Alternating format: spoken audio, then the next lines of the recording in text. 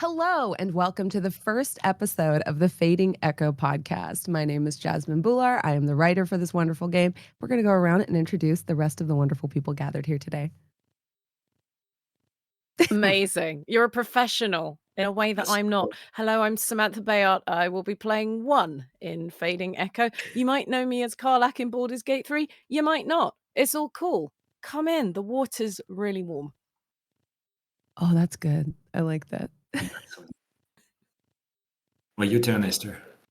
Okay, my name is Esther. Nobody knows me, but I'm working on the game as a community manager apprentice, and so happy to be here. And I'm Manu. I'm one of Newtel's co-founders, and I'm in charge of content and creative direction sort of things for Newtels, and especially for Fading Echo. I spent a numerous number of years working on. So hello, Beautiful. everyone. Beautiful. And Manu, as I understand it today, you've gathered us here to discuss the TTRPG foundations of Fading Echo. Is this correct? Exactly, because it's always Okay, Manu, so here's my first question for you. Why did you make a video game instead of a book? I have no idea. I only wanted to do a TTRPG, and something happened. I'm not sure what. And now we're here today talking about why we're doing a video game when we could have done a book. Actually, we've done a book. You worked on it, Jazz, right? True. I worked on the Bible, Yeah. which is a book, a Kind of a really big book. It is. But yeah, no, I think originally. So well, we have been playing TTRPG for a very long time around this table, and I think the kind of the way it started was that so I had, when I was working in TTRPG, like in another life. Well, we all obviously become a friend among the Cassius Belli magazine I was working for. And we kept playing for a very long time, like once a week. But after a couple of years, it's harder to play once a week because you need to gather a shit ton of people at the same place. So we ended up like playing like differently, and we used to play like a different game master for each campaign, and we were changing games, changing world, changing story, whatever. And when the campaign was over, we were moving to another game master. And at some point when it was my turn to be a game master, I mean, before that, we ran a fairly long vampire chronicle. That was pretty cool, and I was looking for something a bit different. And I've always been a massive fan of the Princes of Amber. The challenge I always had with the TTRPG of it is that it's a diceless system, right? So there's no rules, and I have some players that are not fan of systems without rules. So I wanted to look into a world that had similarities or inspiration coming from there and doing something else, and it's kind of where it was the foundation of Fading Echo, and it's kind of how we started playing a campaign. And the campaign was focused on the opening of the maze. Turned out a bit different from what we're doing in Fading Echo, the very first video game, but more or less it's the same principle at play. May I ask, how long ago was it? That's what I was going to ask. Roughly.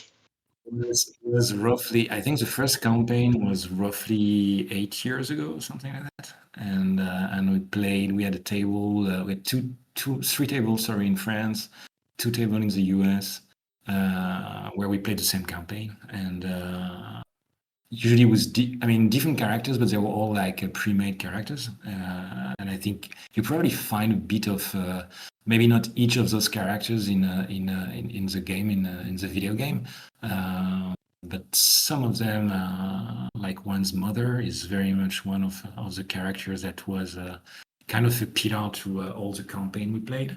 It was played very differently. Sometime as a woman, sometime as a man, but fundamentally was always the same kind of character. So it's interesting to see how it evolved. And then you have some other pieces of the different characters that that were played that you will find a bit in one, that you will find in some other characters that you have, even in our villain. I'm not going to spoil his name because I have no idea when this video is going to be out, and I don't think we spoke about the big bad guy yet. So. And the rule system was we were using Cortex, and we started with Cortex Heroic system. I don't know if you ever played like Marvel Heroic. I think from Margaret Weiss, if I'm not misplaying her name. Was a really cool campaign on a really cool system in Marvel universe. So we used that system at the very beginning. As it allowed to play like super heroic characters with you don't have like a spell list or something like that. Like you have like some similarities with the way vampire kind of abilities work in a way. Just the die system that is not the same. So we started with that, and then it evolved in Cortex Prime when they redid the rule set. But I'm going into very specific geeky stuff right there. I mean, you say that, but I think the first thing people are going to say is, how do I get hold of this TTRPG so I can play it? Does not exist yet. We'll see. Because I think once it's good, because from what I understand, the game is a tiny, tiny amount of this world you've created, and I think people are going to want to see more. Yeah, I mean, I'd be surprised. hopefully, if it works well and it's all successful and stuff like that, hopefully, then we'll have like much more story we can tell, and we have big ideas, but it's one step at a time. So we'll see where it goes. I mean, Jasmine saw how deep it goes because she spent a lot of time working on that. I've been down the rabbit hole. Yeah. What's it like down there, Jazz? It's crazy. I remember because that's actually how I joined the project. So I started in the capacity of just consulting on the Bible. And I read it was like this massive PDF. And as I started reading it and giving feedback, then I was asked if I would like to be part of the project in greater capacity, and here I am. But it's interesting because I think it's a cross meld of a lot of different genres. And as I see this like growing nostalgia for things from the 80s and early 90s, I wonder if there's going to be like a I don't know. I think it's like like you said, the water's great. Like it's the perfect temperature to reintroduce a different kind of sci-fi fantasy, which is where I think our game lives. And I think the different kinds of stories that can be told in this universe are vast. And what's hilarious is while I was reading the Bible, my thought was, oh man, I'd love to make a driving game in this universe. I never said to anybody, but I'm like, I would love to make a driving game specifically in this universe. And I don't know why. That's really interesting. That's interesting because the phrase desert punk in some of this copy, and I thought, yeah, maybe Mad Max would be driving around in a big infernal truck. Sure, why not? You're familiar with Avernus. You know all about the Hell Machine. I am, unfortunately. Yeah, it's a bit rough down there. You don't want to go there. Cool cars, though. The machines are cool. Don't ask about soul coins. It's gnarly. I don't want to talk about it. Well, actually, funnily enough, in the Princess of Amber, the first time they introduced the notion of multiverse and traveling through realities is by driving a car back to Amber. So there might be something to explore there one day. Just saying. That's good. No, that's interesting. I like it. Look at that. We just saw a pitch get greenlit. You know, I have to ask. It's that easy, kids. If you're watching, it's that easy. Don't tell them that. This is totally normal, and this is what normally happens. It's definitely not crying and trying to get into rooms with people to give you 15 minutes to talk about a thing you want to make. That's very true. I have to ask Sam. So, with this being is this your second game that has like a TTRPG sort of like, I guess potential tie into it, or have you been in more? I have to think really carefully right now. I think so. I'm just thinking back actually, and no, there wasn't in the past, and then in the future. And technically, one of them is such a big franchise that absolutely there is a TTRPG of it. But yes, in terms of current and things I'm allowed to say, it's Baldur's Gate 3, this Fading Echo. Very cool. Yeah. I've noticed a huge overlap between theater kids and people who play TTRPGs. Were you into them prior to your involvement with Baldur's Gate 3? I'm sure you've been asked I this mean, question I like was a 3,000 Shakespearean times. trained actor. I wasn't like just going out and checking out some local theatre. I was in the centre of it all. I did 3 years of Shakespeare. Bit of Sondheim as well. But like, no, I mean, we didn't acknowledge games in any way. Actually, the two things I didn't have any Oh. experience really was audio and video games. So I feel that's a testament to the theatre training that there's enough of a toolbox to be able to draw from it, and you know, and do all that sort of stuff. So when I'm thrown in a mocap suit, I'm very comfortable because we've done Commedia dell'arte and Mask and Laban movements and things like that. And that's what I worked with on Baldur's Gate. And our movement directors had worked with that. We had a common vocabulary. And that's international. You know, there are certain schools like Lecoq in France, you know, that is just a touchstone of quality, and that we've all been influenced by. So that was really good. So I wouldn't call myself a theatre kid. I was in my 20s when I was doing a degree in English and no interest in acting. A bit as a kid, but I was very shy. And then I saw a lot of Shakespeare as part of that degree, and I went, oh right, yeah, I prefer this style of telling than just reading it off the page. And I've been gaming since I was about 8 years old. So so the video games came first. I just never had anyone like me to think, oh yeah, I can do that. That's something I could do with the old acting. But I will tell you, when we had a little task at the end, I think, of the first year Guildhall in London, which was called 20 movements, and the physical movements, you're allowed to vocalize one. And I decided that was going to be, hey, listen. So there were about 3 people in the room that got that was like Zelda, and that was going to be my movements. Everyone else is like telling the tragedy of Othello,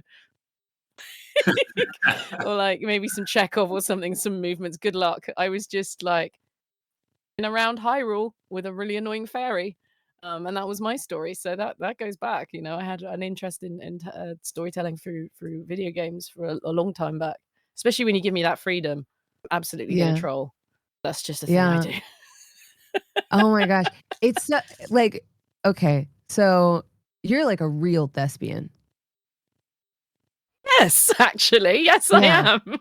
I'm trying. Have you just realized? Oh shit. As an American Indian, I'm like trying to wrap my head around that, because you know, so most British actors, I'd say most of the cast on Baldur's Gate will have trained classically. I know Ben Starr went to LAMDA, as did Abu Bakr Salim. He went to LAMDA.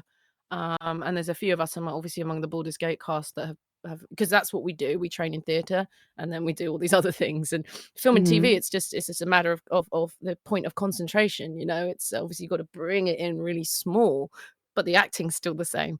So, you know, going into games or going into Baldur's Gate, let's just say, obviously I didn't just have the voice, I had the body to help. And that was an interesting negotiation, because normally you have no body language at all, certainly not at the autonomous level where you're getting to project that. So that was really fun. And then I found going back in to do the 5% that was just voice, spells, you know, class stuff in the battlefield, that was really hard all of a sudden, because I didn't have the body to help me.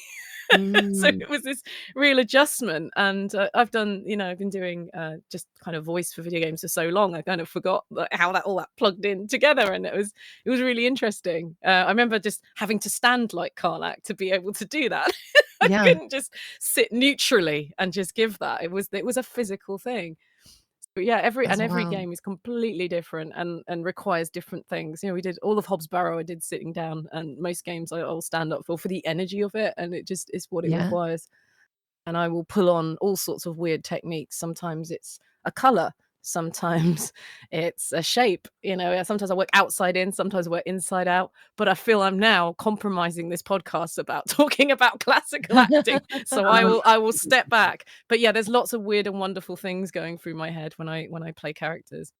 I mean, when we play the TTRPG, obviously I'll be in full costume and I'll have mastered the weapon and everything. Yeah, really. Don't cry. I'm joking. It's fine. I'm joking. It's fine. Cool. I mean, I just got to get that hair to defy gravity, you know. Listen, so you're talking about like the physicality about it, right? And like, listen, I totally get that, because I feel like I have to stand up when I dungeon master. And this is something that I guess like a lot of DMs don't do. And so I have a hard time playing different characters if I'm sitting down. Like there's something about it that, That's fair. you know, yeah. And yeah. it's whatever works Also, for you, isn't it? For some people, it's costume. Famously, for a lot of people, it's costume, and we don't get that in mocap and just voice for video games. But I think it's whatever works.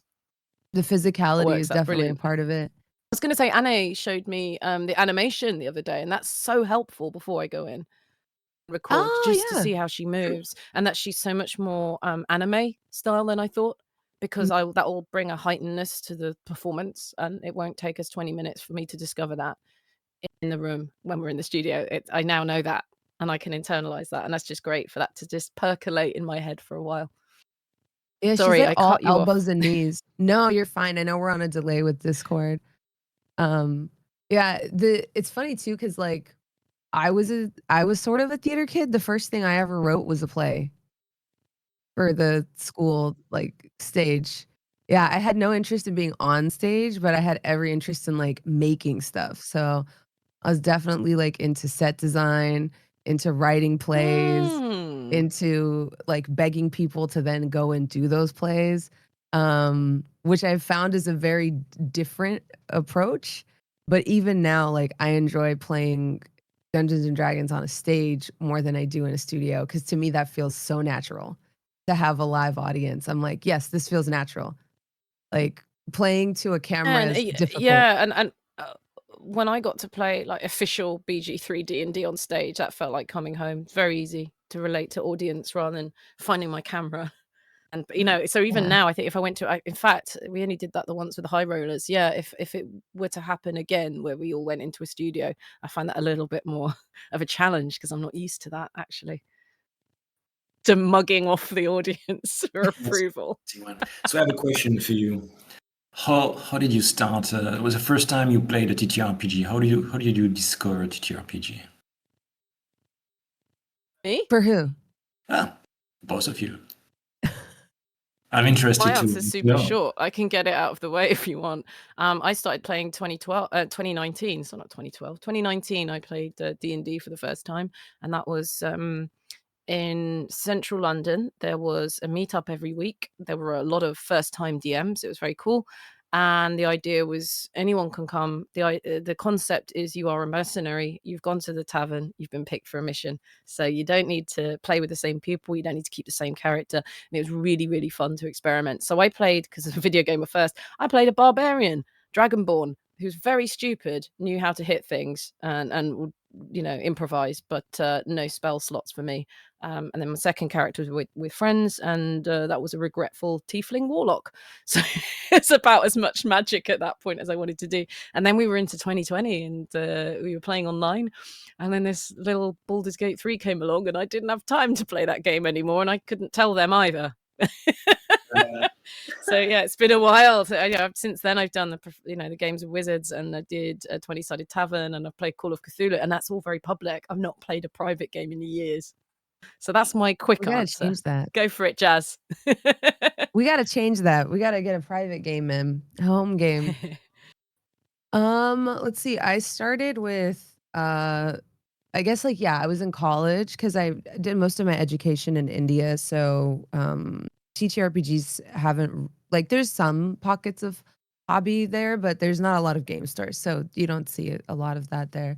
And then I moved over here, so I started like in college.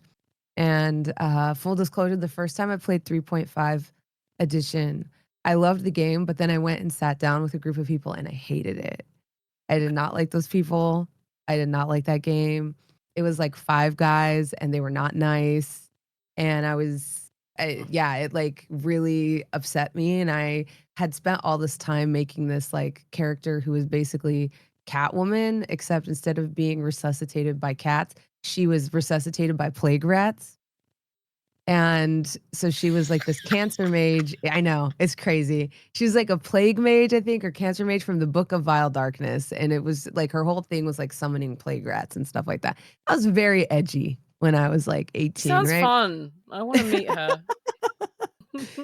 And I go into this game and they're like, "Oh, your character's evil." And I was like, "I guess like kind of, I don't know." And they killed me like literally within the first 2 sessions. And I flipped the table. I was like, "You guys suck and you're all going to die alone." And I left. So you cursed them as you left. You like this for you. You I come back left as their firstborn is having its christening and take the child with you. That's as how a this witch. goes. That's a dream. Yeah. I would love to do that. I Be made a like, joke at a con table recently, and they didn't listen to me. I said something like, "Oh when my kid is like calmed by your voice in Baldur's Gate 3." I'm not kind of a fan of putting kids in front of a big sweary adult game, but yeah. sure. And I was like, "Okay, so I'll be coming for your firstborn." And she said, "Yeah, I'm going to bring him to meet you next year." And I went, "Fantastic! I'm going to collect on that." And it just went over her head, and I thought, well, now you've got a baby you didn't want, but I'll work it out. I'll work it out when it happens. I've got about a year to work out what I'm going to do with the firstborn. I But like highly recommended. You were so clear too. Like, so they can't be upset. They really can't be like, was. "Don't I thought take of my baby." I was like, I'll take It's it like, off "You you. It say." seems to want to be with me. But I did think of the witch in Into the Woods, like Stephen Sondheim, like how easy it is because these characters, how stupid are they? But it turns out that people are. Does work. Yeah, no, that's a good one. What about you, Esther? Me, I've done a couple one shots. Really interested by the whole atmosphere, and I mean the experience of playing tabletop games is quite different from video games. I've been playing video games since I was before I knew how to read, but the tabletop I'm pretty new to it. But if I may, I would like to bring back the conversation around fading echo. And I have a question Sorry, for you. we do that sometimes. Fine. I mean, Man. you told us about how you prepare for a role and everything, and it was so interesting. But for example, for Fading Echo, you haven't started recording yet. I think, Jasmine, you have recorded placeholders with Silva. But Yes. Yes. what excites you most about this project, Fading Echo? Yeah, I guess technically I have voiced every character in the game for the placeholder dialogue. We will sell them later. Yeah. Oh God, I hope those never see the light of day. It's so embarrassing. I've seen them. No. Yeah. I've voiced every character for the placeholder just because we needed to see timing and see how it how it works. And I think I don't know. I think the most exciting thing for me is like there's times that when you're writing, you get so in your head where you're like, is this dumb? Where you're like, is this a bad line? Is this character make sense? Is this working? I really want this to work, right? And then there's that moment where you hear the dialogue for the first time and you forget that even that it's you. Like that happened for me several times, or like hearing the dialogue without the context of me writing it. I was like, that's a killer line. And then I was like, I wrote that, but there was like a layer of separation where I was like, this could work. Cause I think like being such a big fan of video games, I want our game to be good so bad, because the like video I've talked about this on a stream, but like I don't think I'd be alive without games. Like they really got me through some tough times. Like and playing World of Warcraft in my studio apartment in Seattle was some of the only joy I derived, for like a couple of years. And so I think like I'm getting all teary-eyed thinking about it. And I mean like playing Papers, Please, like this little indie game about running an immigration checkpoint. Man, like it really took me on journeys of like learning about things, learning about life, learning about myself, what kind of decisions I make in games. I think that's what separates it as like a medium versus like film and television, right? Like it's putting the power in your hands so often, and you learn something about yourself sometimes when you play games, and you build character, even if the game isn't like the biggest, heaviest story game. Playing with other people, playing against other people, it's a sport just like anything else. And as somebody who was not into sports, like it was a way that I could be competitive and cultivate a sportsmanship spirit and stuff like that. So I think I come into this like as a fan first, you know? It's like for me, it's everything I do is so important. It has such heavy stakes on it. Even though Manu never puts any like heavy pressure on me, I put it on myself because I'm like, I want people to play this game and feel something the way I feel something when I play a scrappy indie game that I picked up on Steam. And then I'm like, that was my favorite game of the year. That blew all these other, other games I was excited for out of the water. Is the game I didn't expect to play this year. Which this year was Blueprints. There's like always a cute little indie game, or The Alters, like just a game that you never expect that, oh, that's my most anticipated game of the year. That's Death Stranding too. Then you play like a $30 game on Steam and you blow your mind. But yeah, sorry, that was a really long-winded answer. That was a great answer. Super cool. A really good answer, I thought. Thank you. I thought that the trailer alone for this game really stood out on a weekend where there were so many games being shown. For just really, I thought, stood head and shoulders above a lot of else. With huge budgets, and I'm not going to call anyone out. I just think it stood out. That's all I'm going to say. And I've got a very broad taste in games, very broad, and I only do things I'm interested in. So for me, what's good? I complain all the time about a lack of transparency as an actor, and you've made this the most transparent experience I've ever had so far in my career. I hope this sets a precedent, or at least people realize you can work collaboratively in this way, in an open way. Of course, it's a collaborative medium. We're just very siloed, but it's just great to see what everyone's doing and be inspired by that. And I'm wondering how that affects the performance. Actually, I think it's gonna be a good thing. I think you'll get more out of me. I'll be able to offer you more options as well. And again, there'll be that back and forth. I don't expect you to use any weirdo ideas that I have, but I'll have them and I'll offer them, and you can't stop me. So I'll do that. But no, to be serious, like it's an unprecedented situation to be an actor that's can be very easily in touch with every dev on this project through Discord, and just to feel included and not someone who's just sort of been added on at the end, or as someone described it, the cherry on the top. And I went, okay, so I won't be working on any of your games for a while. I was like, no, really, people love the narrative thing. They're really into it right now. Okay, fine. No, it's just as a gamer, as an artist, it's really, really exciting to be this involved and to feel immersed. You either, when you audition, I call it a psychic audition sometimes, because you just give whatever you interpreted, the very little you were given as, and if you got it right, you get the role. Is this time, like, already meeting Anne the other day, that's already changed slightly what I thought the character was. I was like, okay, that's good to know. And it's not something I'm going to find out in session 2 and then go, oh, actually, could we go back to the start? And we have a 250 pages Bible for you if you want to know more. But that doesn't mean my interpretation is the same as yours, and that's the thing. And again, having seen the animation, normally I see efforts just to sync them up with how it is, and that'll be the end of the session, and you go, oh, if I'd realized they were so lightweight, that would have been a difference, things like that. And I'm already getting a handle of her as well as the world. Yeah, and it just looks like so much fun. It looks like fun. There were a lot of games, as I said the other weekend, and I wasn't getting fun off many of them, but it's fine, different strokes, and I'd probably play them all, to be honest. But there just seemed very little competition in that corner.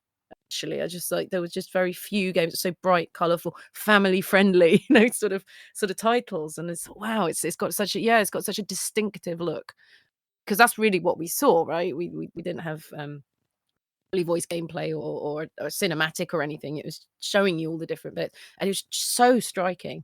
If I wasn't involved, I'd be putting it on the wish list anyway. That's like the best thing to hear. I loved Papers, Please, by the way. Papers, Please and Disco Elysium were kind of life-changing, because you really do have to face some things about yourself in those games.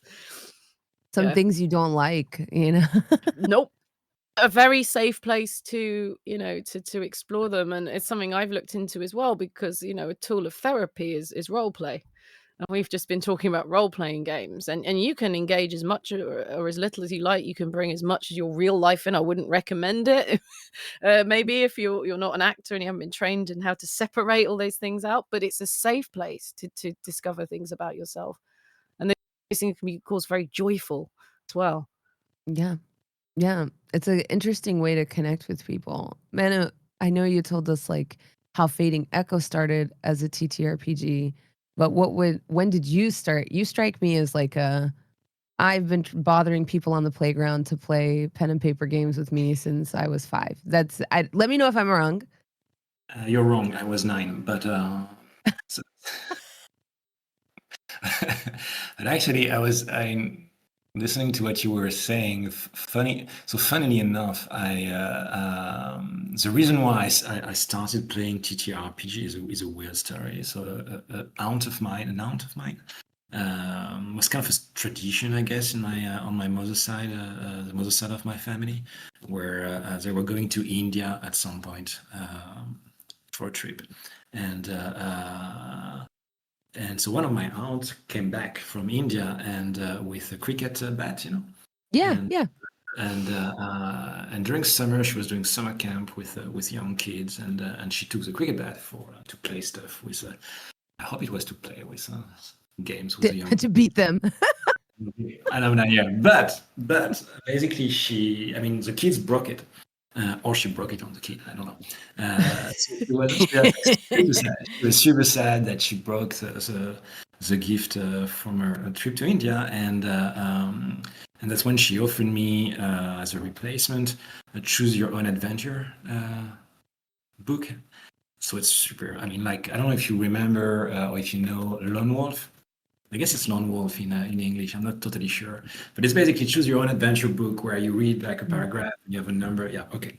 And when I opened that, it just like was a new world for me, and I think I just like felt like I was traveling through the maze or something, and I never really came out. So it's basically hard drugs that brought me to TTRPG and then to video games and then never ending. So that's kind of how it started.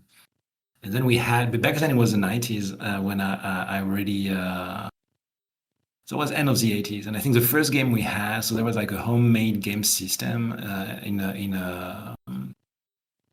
another TTRPG magazine that you had in France back then called Mega. And a friend of mine like created its own. I think the brother of a friend of mine when I was in high school created his own universe using those rule set, taking the universe from like a detective books that he was a fan of, and that's kind of the first TTRPG I played. And I don't really remember anything except there was like some weird alien into it, and then it was a red box and stuff like that. And at that time, 80s and early 90s. I think there was like a lot of local clubs that you could play at and stuff like that. It was kind of the golden age of TTRPG. So it was pretty awesome. It was pretty easy actually to find a group and to play. I think the main challenge is that when you were super young and you were trying to find people to play with, most of the other people were like much older teenagers. Mm-hmm. It was like so all the experiences were not like the greatest one in the world, but at the end of the day, I think TTRPG can be a like super strong game changer in people's life. Yeah, that's really cool. Did you ever do the Goosebumps Choose Your Own Adventure books? I never. I looked for this one. No, I'm curious. That was my. I think the original ones are much spookier. I had Fighting Fantasy. My brother's significantly older than me, and he had like every Fighting Fantasy by Ian Livingstone and Steve Jackson. He still got them at the house, and I was a voracious reader, and you've just reminded me that I was doing that before video games. I was reading those, of course, cheating horribly because I'm a child and video gamer at heart. So min-max, I'm not rolling and having bad luck. I'm gonna win. Obviously you don't want to die in this, and then start again. You want to do it once properly, right? Safe scumming, as it's now known. And I met Ian Livingstone on a shoot like a few weeks ago, and that was something else. Cool. I had to keep it quiet for a few hours just so because we were stuck together all day on a film set. Like, don't be weird. You can be weird for the last hour, Sam. Off you go. And you can thank him for all the things. And I did. And he was a bit confused. Cool. But he was very polite. Just wondering how the hell I guess I don't look like the average person that might know about, Tomb Raider Eidos and 40K and these other things that have influenced so many of our interests. He's very unassuming and sweet. That's awesome. I do have a question, Manu. What's the hardest part about adapting a tabletop campaign into a video game, and how different does it feel to players, do you think? For having been on both sides, you two, Samantha and Jasmine, what is the difference between, how do you feel when you play tabletop? We've heard plenty about that, but what's the difference between tabletop and video games? Oh man, I feel like they both come with their own sets of like strengths and weaknesses, in the sense of like you can tell you putting players on rails, right? Like where you don't have you're not able to like do everything, right? Because the thing with TTRPG is unprecedented freedom. Like at any point in time, within reason, your characters can kind of do whatever they want, including choosing to not save the world, choosing to instead destroy the world, right? And in a video game, you are saying there are some options that maybe you can't pursue, unless it is a game like Baldur's Gate 3, where you can almost do just about anything you want. And I think that comes with pluses and minuses, in that you're able to tell like a really immersive story and take somebody someplace for that amount of time, because you have more resources available to you in a video game. You have amazing performances by people like Samantha, right? You have gorgeous art inspired by a Belgian comics tradition. You have a beautiful music score playing in the background. As a dungeon master, you dream of being able to provide your players with the type of fantasy that 30 people working for 2 years can give you, by meticulously studying animations, meticulously studying how rock formations look and how to sculpt them in a game, right? Like you can never really match that level of immersion with a TTRPG. But I love the order we're doing this in, because this is like a video game that in the future may become a TTRPG.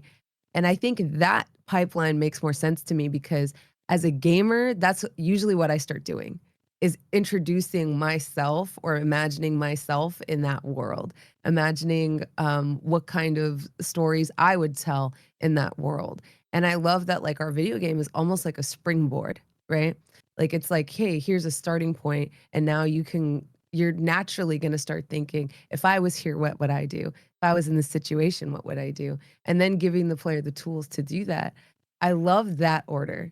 I think like turning a TTRPG into a video game is cool too, but I feel like a video game first, and then there's just something special about that. I feel like there's something like really unique about that. And I know in this case, it's a mixture of both, because, Manu was saying this kind of started as a TTRPG, but I love that the way our audience is gonna, intercept this.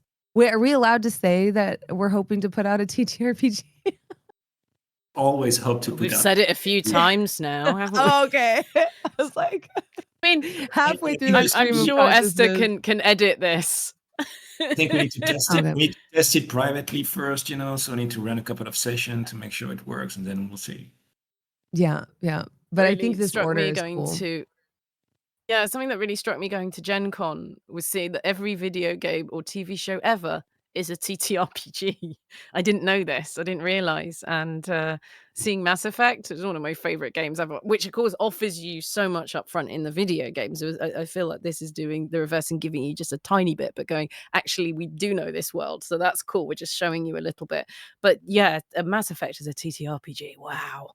I'm not sure about Halo as a TTRPG. I've just smash things and play the game, but if that's the lore is what you're into, fantastic.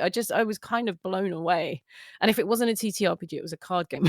I just saw every property that I'm that I'm aware of available as a community experience. So that was really cool. Like Cyberpunk as well as a TTRPG. Of course, yes. Yeah. For years It's and years, really good. and like it's good. The 2013 edition, the very first Cyberpunk edition that went out. So the way the book was built, and then Vampire changed all that. But the way the book was built with the in-game story and stuff like that was so freaking amazing. And the style and the vibe from So from the TTRPG, because you used to have like kind of boring, TTRPG books, generally speaking, with the rules very classical in a way, and Cyberpunk just like destroyed all that. And then Vampire came back with like another approach that was like super cool too. I think in terms of writing, that's probably, to my personal taste, that's the two most impressive one in terms of getting the vibe into the book, basically, which I think is super cool. I always react like that when I hear Cyberpunk. I don't know why. No, Cyberpunk's I magical. mentioned it the other day. I don't like to, because I get asked, what franchise would you like to be in? And you're like, well, that's how you jinx it. So I'm not going to answer that. But I do. Oh, that's Cyberpunk, please. I'm going to put that into the universe because I love Blade Runner. It's one of my favorite films, if not my favorite film ever. So I was like, yeah, this is cool. Yeah. I was blessed in my lifetime to play in a game with Mike Pondsmith, the legendary Mike Pondsmith. Wow. Over at Penny Arcade. And I mentioned something. He was like, "Oh, what are you playing?" And I said, "I'm gonna play a Nomad because I just got to." And he stopped and he was like, "There's some Pan Am vibes there." I almost killed myself. I was like, "Wait, I'm sorry. You don't say there's some Pan Am vibes there because Well, he said it. maybe Pan Am has a sister, a cousin. Like, please, No, he said what he please." said. Did he kill you though? That's what I want to know because he seems quite trigger happy. He does. He always says, "I'm the guy that killed your Cyberpunk character." What's crazy is I got a lot of favoritism from the man, the myth, the legend. And You so weren't I did Panem. not die. He almost killed other people, but I somehow was magically always safe. And I was like, is it because I'm giving you Pan Am? Is that? Nice. I would proffer a yes. That's so cool. Yeah, he's a really Love cool it. guy. He's a nerd too. I think those like classic Clearly. foundations of like, Clearly is a well, I nerd. mean, because I was like a chemical engineering major. So like, I think when I think of like geeks and nerds, like those were my first geeks and nerds. He gave me that because he pulled out like, before we even started playing, he's like, I'm just going to create a quick gaming matrix to help speed up the game. And I'm just going to create, and he was like building game mechanics while we were playing. And I was like, you're an engineer.